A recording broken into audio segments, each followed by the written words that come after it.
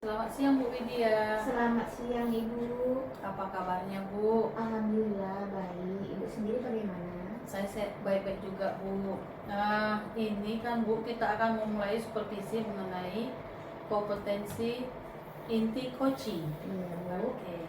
Ibu ingin saya membantu mengembangkan kompetensi yang bagian mana Bu? Nah, saya ingin Ibu membantu kompetensi di bagian identifikasi masalah dari coaching Bu. Apa alasannya Bu?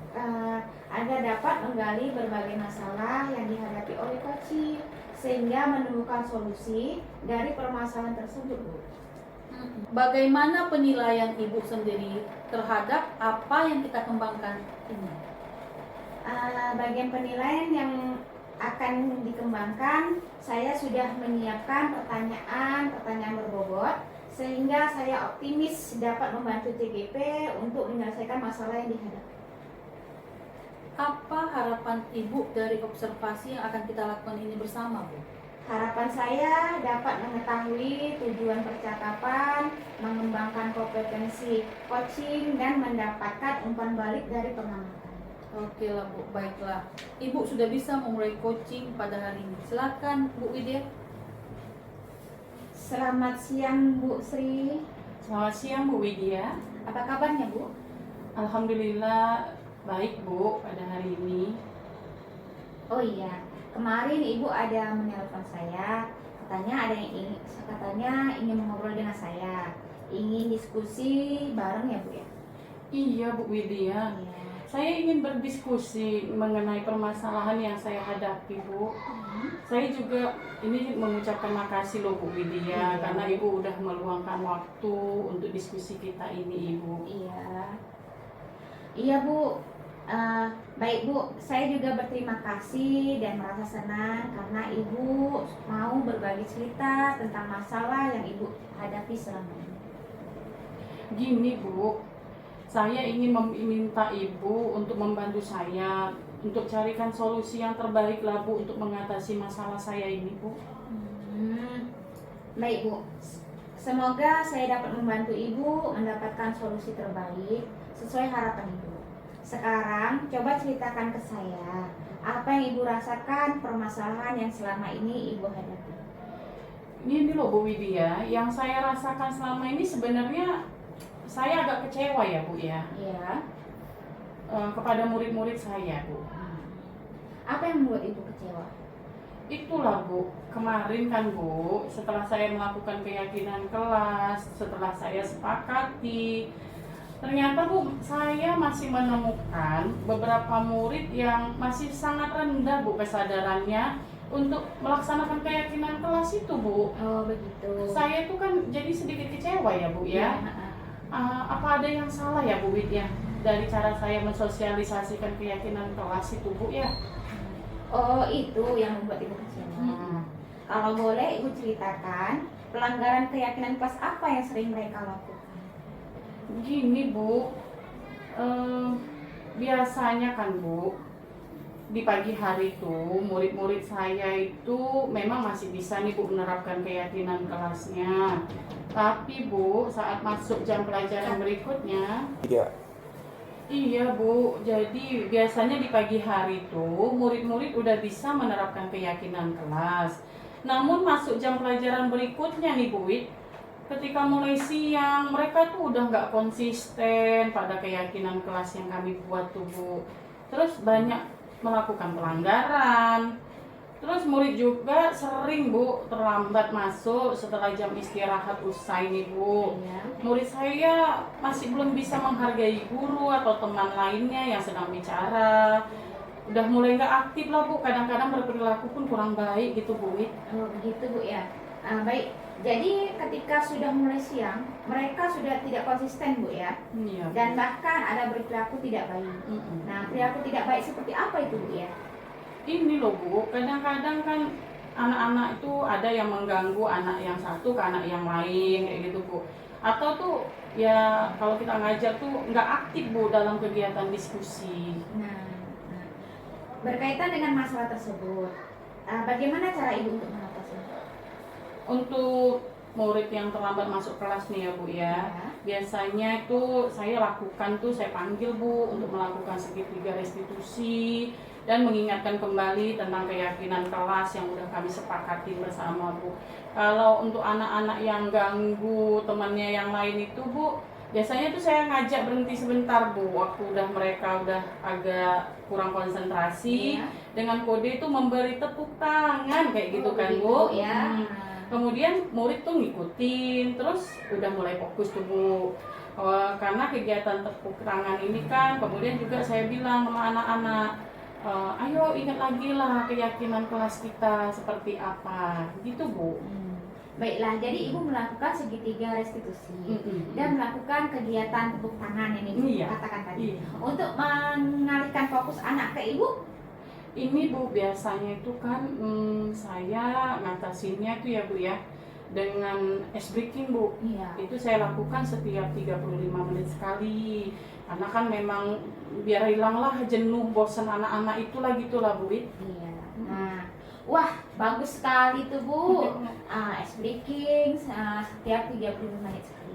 Dari kegiatan segitiga restitusi dan ice breaking yang Ibu lakukan, bagaimana hasilnya dengan perilaku anak-anak Bu?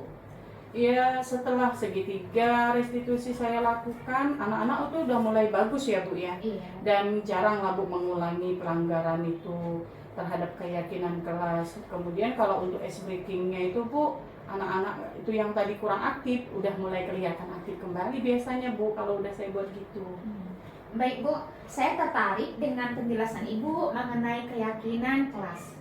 Lalu, solusi apa yang perlu Ibu pikirkan untuk membantu siswa mengatasi masalah yang mereka hadapi selama ini? Apa ya Bu ya?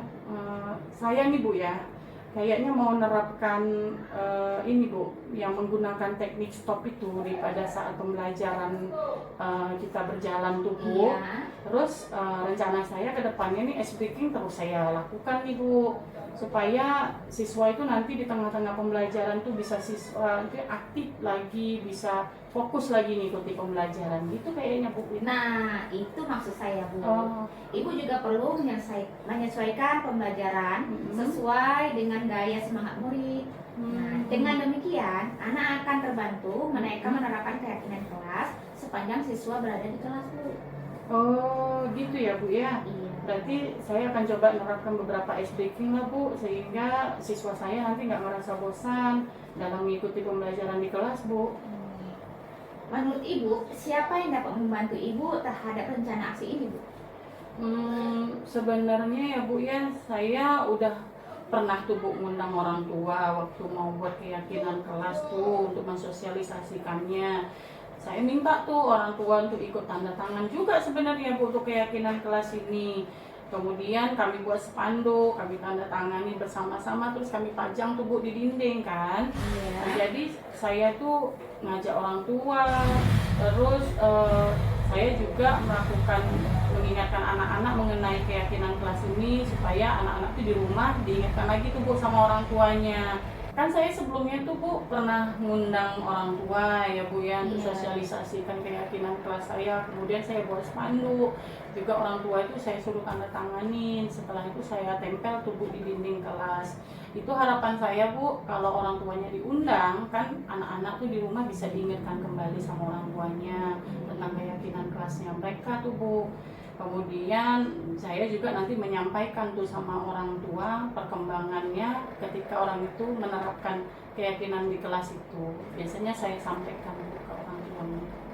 Ya, orang tua murid ya Bu ya. Selain orang tua murid, menurut Ibu siapa lagi yang dapat membantu Ibu? Menurut saya Bu ya, selain orang tua murid ya inilah ya Bu, rekan kita sama-sama di sekolah ini kan Bu. Kemudian ya kepala sekolah juga saya akan minta untuk diskusi lagi Bu.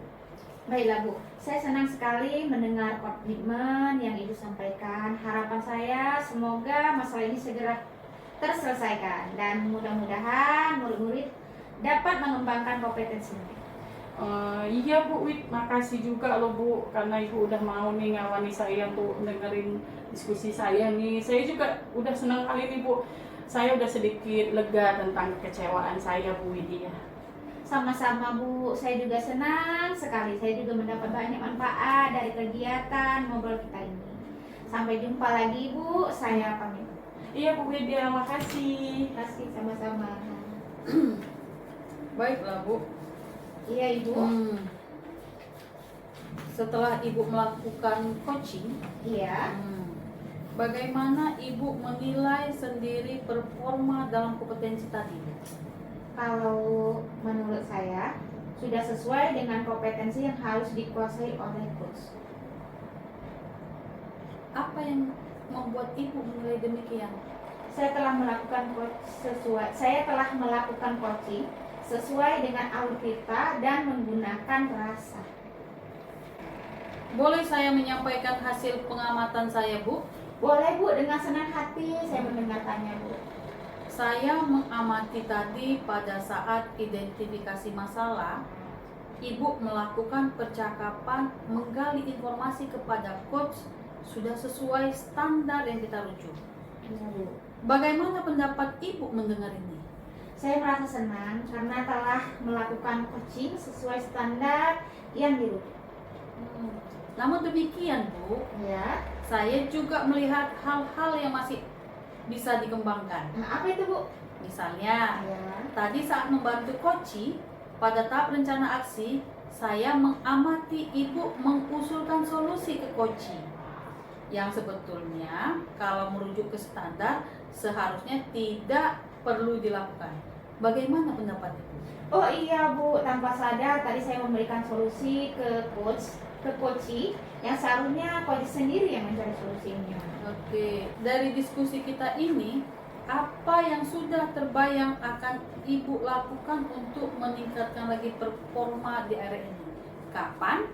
Di mana? Siapa yang bisa membantu Ibu? Yang saya lakukan yaitu pada rencana aksi. Nah, kapannya pada saat minggu depan, dan di mananya saya akan lakukan di sekolah saya, dan yang membantu adalah guru-guru senior. Hasil pengamatan tersebut sudah saya catat dalam POM Supervisi Akademik. Apa yang Anda dapat dari proses ini? Saya menjadi lebih terbuka dalam menerima masukan dari orang lain, Bu. Oh, baiklah Bu Widya, saya rasa sudah cukup observasi saya pada hari ini. Kita bisa berjumpa lagi di hari yang akan datang. Iya, Bu. Insya Allah kita bertemu. Oke, terima kasih Bu Wid. Saya permisi dulu.